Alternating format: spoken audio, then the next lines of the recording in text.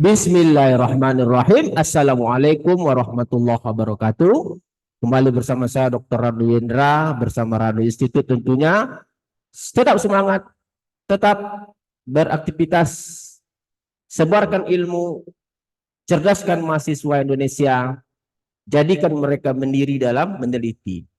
Kali ini kita akan coba melakukan pengayaan konsep model peluang di bidang statistik dengan memaksimalkan potensi artificial intelligence atau AI.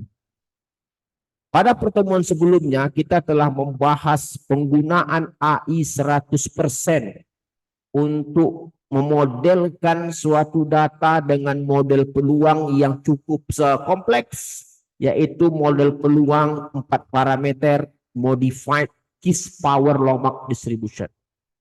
Kali ini kajian tersebut kita pertajam lagi dengan memanfaatkan teknik artificial intelligence ini yang akan kita aplikasikan pada teknik Markov Chain Bayesian Markov Chain Monte Carlo atau MCMC, terutama dalam memodelkan suatu data menggunakan model peluang yang sama, yaitu modified Kiss Power Lomax Distribution.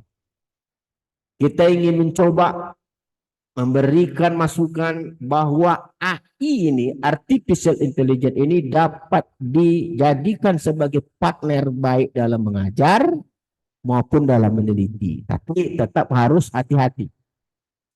Oke, kita coba lihat intip dulu AI-nya bagaimana. Artificial intelligence itu bagaimana. Kita lihat dulu.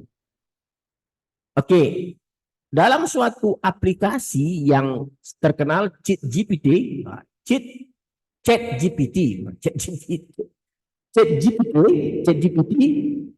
di mana pertama sekali yang kita perlu lakukan adalah memperkenalkan model peluang yang akan kita bahas kepada AI.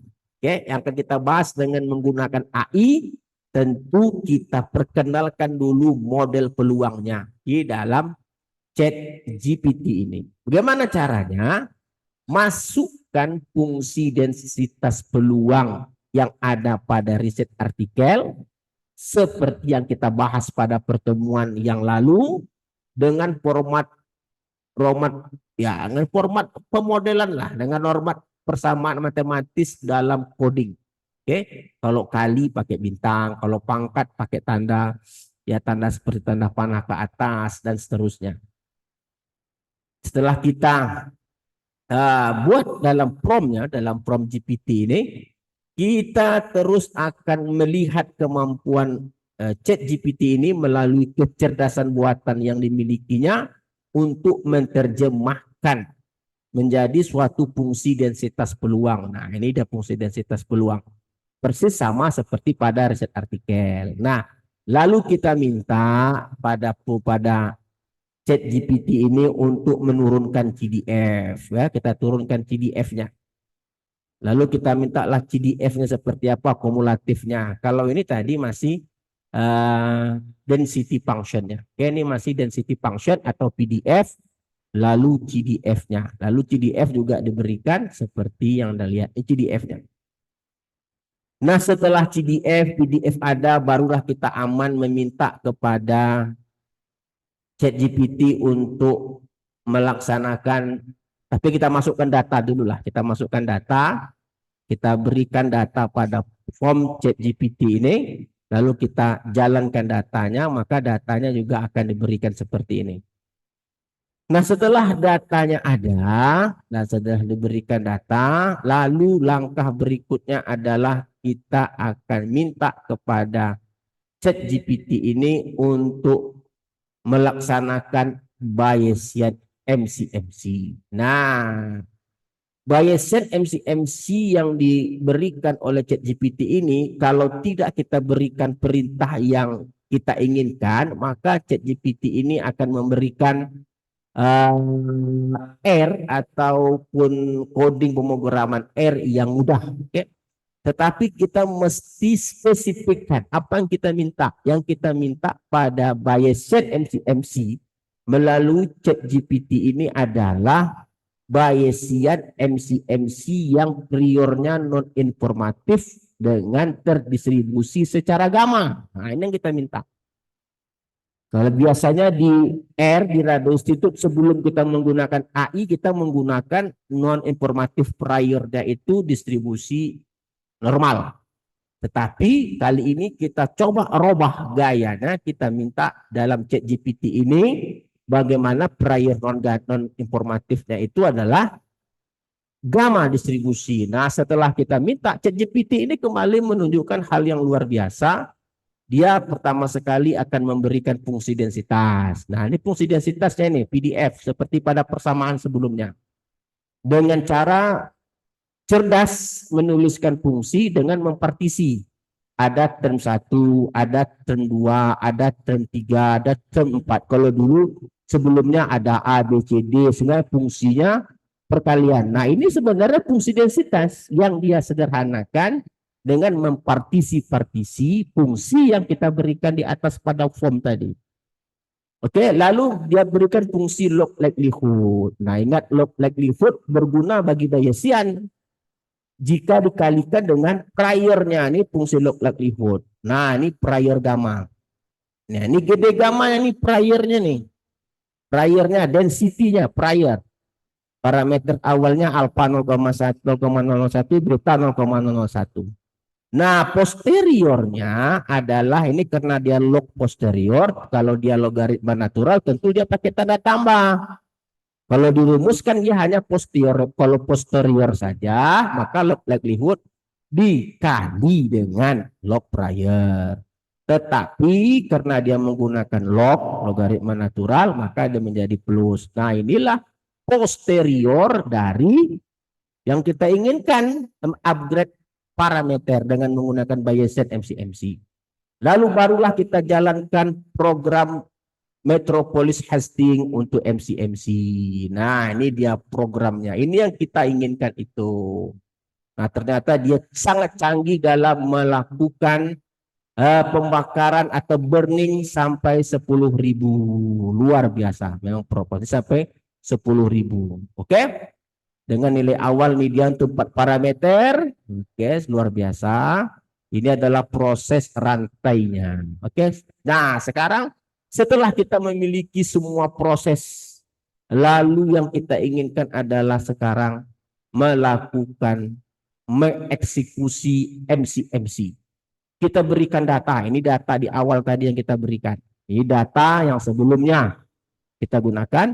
Lalu ini adalah program dari MC-MC yang di atas tadi, run MC-MC, ini run MC-MC. Tadi dia run MC-MC, lalu dia akan coba jalankan MC-MC. Oke, dia akan burning sebanyak 20.000. Oke, dah sekarang ini posteriornya sudah ada.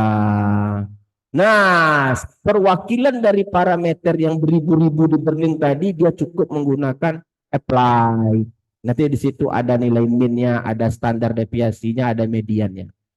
Lalu kita coba gambarkan CDF, bagaimana seperti biasa CDF melawan, ini adalah empirical CDF, CDF itu empirical CDF.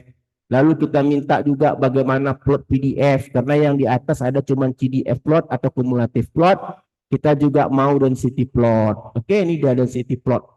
Sama, definisikan dulu fungsi densitas, lalu buatlah CD memasangkan histogram dengan PDF poll. PDF poll itu adalah fungsi densitas density. Nah, ini adalah total program keseluruhan yang dihasilkan oleh AI. Murni oleh AI berdasarkan perintah-perintah yang kita berikan. Lalu setelah kita masukkan semua coding-coding ini ke dalam R, nah kita masukkan ke dalam R. Kita masukkan ke dalam R semua coding yang ada. Kita akan coba lihat bagaimana hasilnya, baik density plot maupun cumulative plot. Oke, kita lihat. Kita perbesar dulu dengan bleed box. Oke, bold. Oke, kita open file, open script.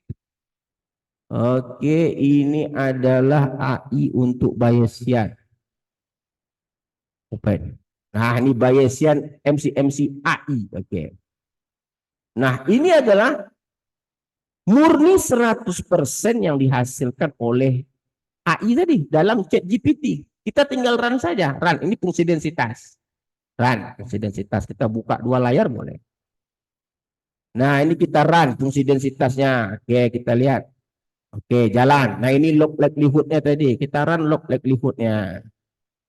Oke, jalan juga. Lalu kita setelah log likelihood kita jalankan juga ini log prior. Ini priornya, ingat priornya tadi non informatif, ini density gamma. Ini yang menunjukkan dia terdistribusi secara gamma. Kita run kan non informatif. Oke, jalan.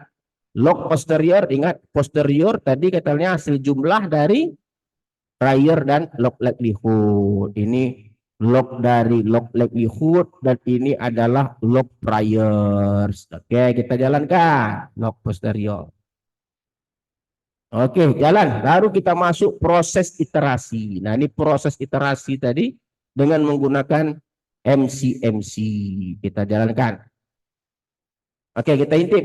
Oke, sempurna. Tidak ada yang berwarna biru. Semua program yang diberikan oleh AI tadi 100% perfectly dan mudah digunakan. Oke, kita berikan data. Ini data sesuai dengan riset artikel. Lalu kita lihat, kita jalankan MCMC, kita run semuanya. Nah, ini hasilnya. Nah, sekarang dia lagi iterasi sebanyak 10.000 kali. Oke, biarkan saja dia berjalan. Nah, selesai. Nah, kalau kita mau melihat seperti apa parameter yang beribu-ribu itu, kita ambil posterior. Posterior, copy. Nah, inilah nilai parameter yang beribu-ribu itu. Wah, ini sampai beribu-ribu yang dia minta. Kalau mau lihat kepalanya saja, hit posterior. Hit posterior. Nah, ini ada kappa, parameter kappa, parameter theta, eta, dan delta. Kenapa banyak? Itu sampai beribu-ribu yang diminta dalam proses coding pemrograman tadi. Nah, setelah kita lakukan itu, kita perlu satu perwakilan saja. Kita coba ambil setiap parameter itu, rata-ratanya seperti apa, standar deviasi seperti apa, median seperti apa. Coba kita lihat, apply. Coba kita lihat hasilnya. Nah, ini dia. Untuk parameter kappa, rata-ratanya adalah 5 sekian, standar deviasinya sekian, mediannya sekian, dan seterusnya.